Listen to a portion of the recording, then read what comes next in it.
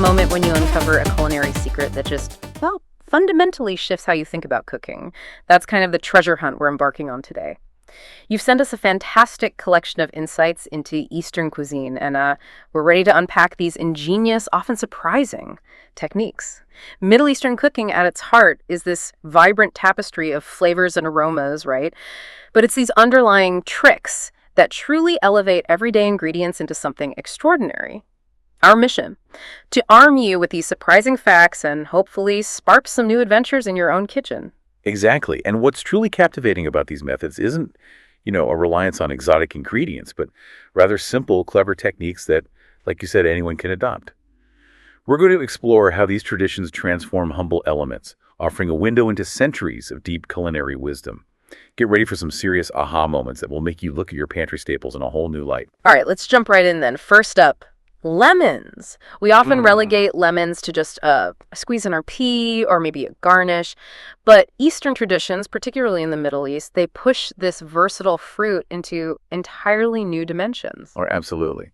What's truly fascinating is the transformation lemons undergo beyond just their fresh juice. We're talking about the ancient art of pickling lemons. Yeah. It's a technique that's really a cornerstone of Moroccan and Persian cuisines. And this isn't a quick process, It involves packing whole lemons in salt in their own juice and then letting them steep for at least a month. Whole month? Wow. That slow fermentation develops this incredibly concentrated, deeply tangy, almost umami-rich flavor. It's completely distinct from fresh lemon. Really foundational. That concentrated tang sounds incredibly powerful. So, okay, for someone wanting to try this, how does that deeply transformed lemon flavor manifest in a dish, compared to just a fresh squeeze? What kind of dishes really come alive with it? Well, it's all about adding depth without that sharp, overt acidity. Fresh lemon is bright, right? It cuts through richness. Pickled lemon, though, provides a mellow, salty, and incredibly complex tanginess. Think stews, tagines, maybe even salad dressings, where you want an earthy, savory, citrusy note that just sort of lingers. It's less about a burst of flavor and more about an integrated aromatic background. It really becomes part of the dish's soul, you could say. That's a fantastic way to deepen a flavor. Okay, speaking of foundational ingredients, eggplant can be tricky. My usual approach to peeling kind of varies, depending on its age or how I plan to use it. But your notes describe a zebra stripe method. That sounds like a brilliant middle ground. What's the wisdom behind that? Right, and this raises a really important question for a lot of home cooks. How do you stop those larger or older eggplants from getting bitter without totally sacrificing their texture and turning them into, mush? The zebra stripe method is honestly genius because it strikes that perfect balance. You peel off strips of skin, leaving alternating stripes behind. Okay, so you leave some skin on purpose. Exactly. This leaves enough of the skin to maintain the eggplant's structure, its integrity, during cooking. It stops it from collapsing. But you're also strategically removing the parts of the skin that might be bitter. It's practical, it's elegant, and it ensures the eggplant holds its shape. And you avoid that common bitterness without needing to, salt it for ages. No, so it's not just for looks. It's actually about structure and flavor. Okay, so once you've got those perfect zebra stripes, are there specific ways to cook it where this method really shines? I'm guessing it helps in dishes that need a firmer texture, right? Absolutely. It's ideal for grilling or frying or really any dish where you want the eggplant to hold its form.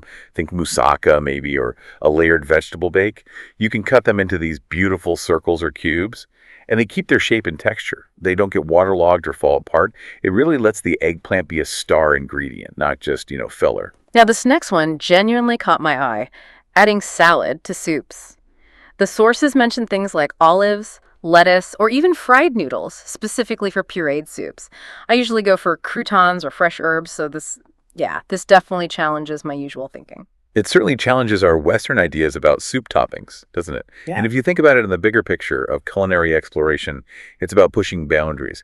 However, this is a point where cultural interpretation becomes pretty important. We saw a comment from a reader in Turkey who mentioned they've actually never seen salad in their soup. Maybe alongside, but not in it. Oh, interesting. Yeah, so this highlights how culinary traditions, even within one region or country, can vary quite a bit, or how they get interpreted.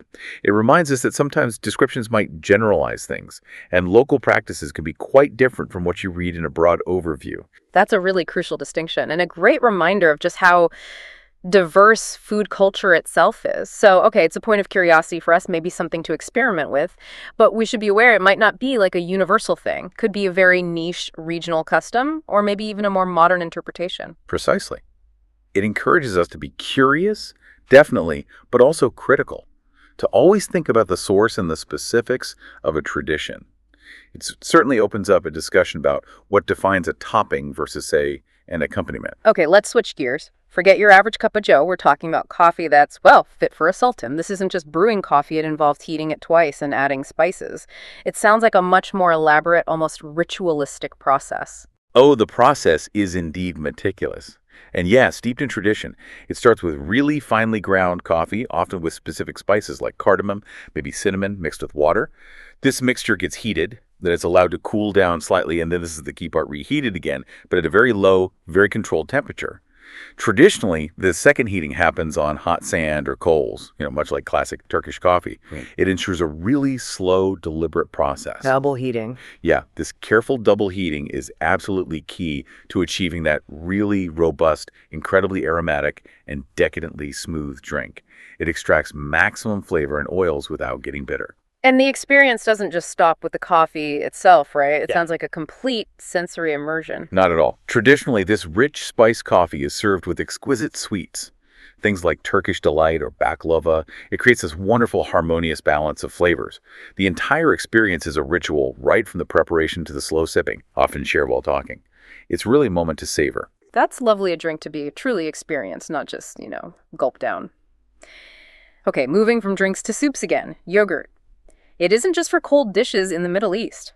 Apparently, it's a star ingredient in hot, savory soups, like Turkey's famous yayla sorbashi, which is fascinating because, well, we usually think yogurt curdles when it gets hot. Right, and what's truly captivating here is the precise technique they use to prevent that exact problem, the curdling. The main rule for these yogurt-based soups is simply not to boil them, keep it at a simmer, but they take it a crucial step further. To make the yogurt even more resistant to heat, they strain it first to get rid of most of the whey. Ah, strain it like Greek yogurt. Exactly like that. And this process doesn't just make it less prone to curdling, it also gives it less sugar, more protein, and this naturally thicker, richer consistency. All without needing any artificial thickeners. You can even do it at home easily with some cheesecloth. That's such a clever yet simple technique. Just strain it to make it heat resistant. I bet that changes the texture of the soup quite a bit too. Does it give it a richer, almost silky mouthfeel compared to just using regular unstrained yogurt? Or maybe a different kind of tang? It absolutely does. Straining the whey creates a yogurt that's much thicker, almost like cream cheese in consistency. So when you incorporate that into soup, you get this incredibly smooth, velvety texture. And there's still a lovely mild tang that brightens the whole dish, but it doesn't overwhelm it. It offers a really luxurious mouthfeel that's distinctly different from just plopping in regular yogurt. It's a real game changer for creamy, comforting soups that are both rich and, pretty healthy too. Okay, speaking of perfecting simple staples. For that perfectly fluffy, non-sticky rice, Middle Eastern cuisine has this surprisingly straightforward trick: soaking. It sounds almost too easy to yield such a big difference. It does seem simple, but this technique is particularly effective for certain types of rice, like basmati. It really benefits from it. The process is kind of twofold. First, you rinse the rice really thoroughly, get rid of those surface starches, and then you soak it in cold water for about 2 hours before you cook it. 2 hours, okay. Yeah. This pre-soaking lets the grains absorb water evenly, which makes them less likely to stick together later. And maybe surprisingly, it actually improves their flavor profile too. It allows them to fully hydrate and cook more uniformly. So it's not just about texture, it's flavor too. Why does that pre-soak improve the flavor? Is it about releasing something? Or maybe allowing the grain to open up more? It's a bit of both, really. By letting the grains absorb water slowly, they cook more evenly from the inside out, so you don't get that gummy exterior with a hard center. And this even hydration allows the inherent aromatic compounds in the rice to fully develop and release during cooking. That leads to a more pronounced, more pleasant flavor. So yeah, a little patience up front really translates to a lot of payoff. Perfectly fluffy, flavorful rice pretty much every time. Right. Moving to another breakfast staple, a traditional Turkish breakfast often features fried eggs. And interestingly, they're often cooked in a copper frying pan. Why copper specifically? What's the advantage of that material for something as delicate as an egg? Ah, copper. Well, it has extremely high thermal conductivity. That's the key. So while thick-walled pans are great for, say, searing meats at high temperatures, thin-walled copper pans are considered ideal for eggs. Why? Because copper ensures incredibly even and gentle cooking. It prevents any hot spots that can easily overcook parts of the egg while leaving other bits underdone. It provides this delicate, uniform heat, which is exactly what you need for a perfectly set, white, and a nice, runny yolk without any scorching. It's a perfect example of how specific tools are chosen and valued for getting optimal results, especially with delicate cooking. That makes perfect sense. Nice even heat for delicate eggs. But okay, for those of us who might not have a copper pan lying around, are there other pan materials or maybe techniques that could kind of mimic that gentle, even heat? Or is copper truly just the best for this? Well, copper is certainly superior for this specific job, yeah, because of its thermal properties. Yeah. But a good quality nonstick pan with a heavy, even base can get you pretty close results. The key is still low, consistent heat. And don't overcrowd the pan. The focus really remains on gentle, even cooking, whatever the material. Good to know. That dedication to matching the tool to the ingredient is fascinating. And speaking of foundational elements, certain aromatic herbs, things we often associate with, maybe soothing teas, are actually at the heart of Middle Eastern savory dishes, right? Especially with meat. I'm thinking here about oregano, thyme, marjoram. Oh, absolutely. These herbs are indeed foundational, and they're intrinsically related to za'atar, which isn't just an herb, but a celebrated seasoning blend. And get this, it actually existed even before written history. Wow, really? Yeah. It's typically a robust blend of these dried herbs. Wild thyme is often the primary one, mixed with toasted sesame seeds, tangy sumac, which, can be swapped for lemon for that tartness, salt, and sometimes other spices too. For Middle Easterners, za'atar is almost as fundamental to their pantry as like salt or pepper is to ours. Yeah. And it's very commonly enjoyed super simply, just with olive oil and flatbread, but also in marinades, on roasted veggies, or as a finishing spice. That deep history gives it such a reverence. Beyond the classic flatbread and oil, what other dishes really showcase za'atar's unique profile? Yeah. Bring out those earthy, tangy, nutty qualities. Oh, its versatility is remarkable. It's fantastic. Rubbed onto chicken or lamb before roasting, stirred into labneh or yogurt for a dip, sprinkled over scrambled eggs. It can totally elevate a simple lentil soup or even be used as a crust for fresh cheese like halloumi. The sumac gives that signature tang, the sesame adds a nutty crunch, and the herbs provide that warm, earthy base. It's a flavor that just transports you. Okay, here's where it gets really interesting and kind of challenges assumptions. Cinnamon. We typically know it for desserts, right? Apple pies, cookies, sweet breakfasts. But in the Middle East, it ventures boldly into savory territory. It goes into meat dishes, cereals, even snacks. Yeah, this really raises an important question about flavor perception and how different cultures utilize spices. It's fascinating. For instance, you'll find cinnamon as a core ingredient in a Syrian spaghetti recipe right alongside tomato sauce, or in a savory rice pilaf. We even have this anecdote from someone living in a Turkish village who was genuinely surprised to find cinnamon in almost everything. Salads, rice, even soup. And soup. Yeah. It adds this subtle warmth, a complex depth, and a slight sweetness to savor dishes that we might not typically associate with it. It truly expands its trail way beyond just sweet stuff. A candy store flavor in your soup that really does challenge my perception. Okay, so for someone just starting to experiment with savory cinnamon, what's a good entry point? Like, is there a particular type of dish or maybe a specific quantity that would offer a subtle introduction rather than an overwhelming surprise? A great starting point would probably be something like a lentil soup, or maybe a slow-cooked lamb or beef stew. And you want to use it subtly at first, perhaps just a quarter to maybe half a teaspoon for a whole pot of stew. And add it early in the cooking process. It melds beautifully with those richer, savory flavors, adding an unexpected warmth rather than a dominant cinnamon or sweet note. It's about enhancing, not overpowering. That's a fantastic tip. Okay, moving from spice to spectacle. Imagine this, a sealed clay pot brought right to your table, then dramatically broken open with a hammer. This isn't just dinner. It's the pottery kebab. Okay, let's unpack this, because it's quite something. This traditional dish, known as testi kebabia, comes from the Cappadocia region of Turkey, an area famous for its ceramics. It's prepared with lamb, beef, or chicken, combined with vegetables like onions, tomatoes, peppers, all sealed up inside a clay pot. And then it's slow-cooked in a tandoor or a traditional clay oven. The pot is completely sealed, right? Which allows the meat and veggies to just gently simmer in their own juices for hours. There's even a small hole in the lid that actually creates a kind of pressure cooker effect inside. It ensures everything becomes incredibly tender and flavorful, and it permeates with that smoky essence from the clay. Talk about dinner and a show. The presentation is clearly a huge part of it. But what does that slow sealed cooking actually do for the texture and flavor of the meat, compared to other methods? It creates this unparalleled tenderness and a real concentration of flavor because nothing escapes, right? All the aromatic compounds, all the moisture, they're trapped inside the pot. So you're essentially braising the ingredients in their own incredibly flavorful juices. The meat becomes just fall off the bone succulent, and the vegetables get sweet and infused with all those rich flavors. It's a real testament to the power of slow cooking and, yeah, like you said, a truly dramatic presentation that definitely builds anticipation. Okay, moving to another unique beverage, coffee. Made from pistachios. That sounds wonderfully intriguing. Tell me more about this caffeine-free delight. Yeah, what's fascinating here is that it's brewed from the roasted fruits of the turpentine tree, which is indeed related to the true pistachio tree. In Turkish, it's known as menengiç coffee, and it's served in small cups, much like traditional Turkish coffee. But with a key and very welcome difference for many people, it contains absolutely no caffeine. No caffeine at all. Wow, that's a huge bonus for many. So what's the typical flavor profile like for menengiç coffee compared to traditional Turkish coffee? Is it nutty, earthy, a bit sweeter? It has a distinctly nutty and earthy flavor, yeah. Quite different from conventional coffee beans. The roasted fruits produce this naturally creamy texture because of their oil content, and it often has a subtle, pleasant sweetness even without adding sugar. It lacks that bitterness sometimes associated with traditional coffee, making it a very comforting and smooth drink. It's a truly unique taste experience.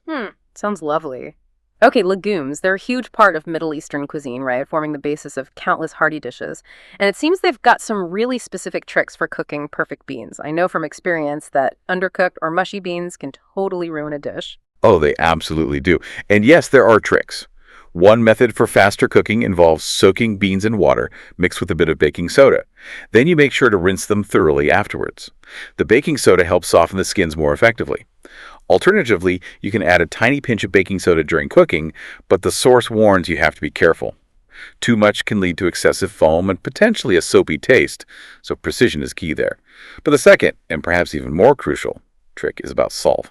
You should only salt beans when they are ready, not before. The salt timing again. So getting that just right can truly make or break your bean dish.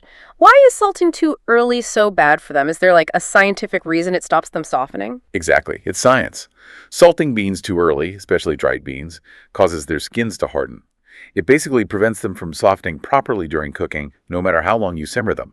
The sodium ions interact with the pectin in the bean skins, essentially locking them into a tougher state. So by adding salt only once they're tender, you ensure that uniform, creamy texture all the way through, which is particularly important for popular dishes like, say, fava bean stew. It's a small detail, but it has a big impact on the final texture and taste. Right. Oh, okay. Raw meatballs, chuskafta, that sounds...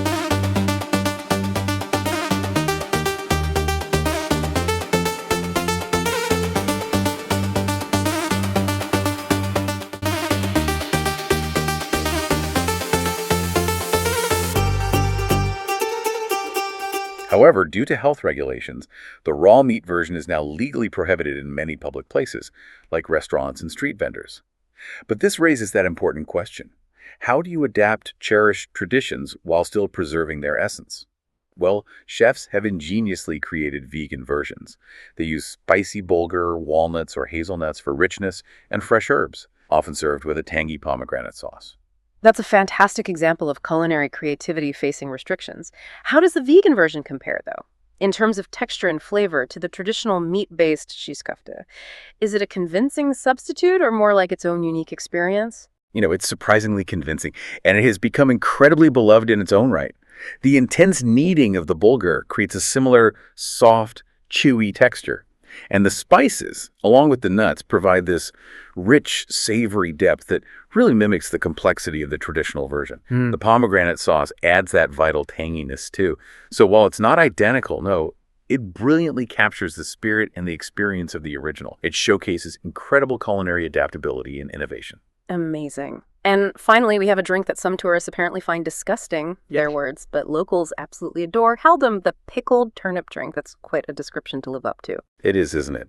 This spicy, salty beverage is a highly distinctive taste of the region, particularly popular in southern Turkey. It's made from turnips, black carrots, and wheat, and it undergoes this fascinating process of lactic acid fermentation, similar to sauerkraut or kimchi. Locals often describe its taste as being like spicy pickle juice. It's bold, tangy, invigorating. And yes, it can be quite an acquired taste if you're not used to it. It's frequently served alongside rich, spicy dishes like sea kofte, actually. Its refreshing acidity provides this perfect palate-cleansing counterpoint. It's a vivid reminder that taste is incredibly subjective, and deeply tied to cultural context. That sounds like a true taste adventure for the brave. So it's not just a drink on its own, but really an integral part of a larger culinary experience. Exactly. It's all about balance and contrast in a meal. And it speaks volumes about the diversity of flavors and experiences waiting to be discovered, often just beyond what's familiar to us. Wow, what a journey we've taken today. Seriously. From the meticulous art of salting a lemon to the intricate process of double-heated coffee and that fascinating evolution of raw meatballs, we've covered so much ground. You've truly uncovered a world of flavor, technique, and cultural stories embedded within Eastern cuisine. Absolutely.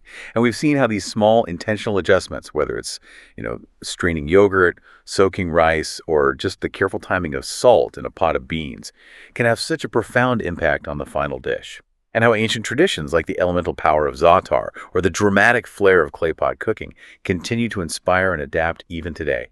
It's really not just about recipes, is it?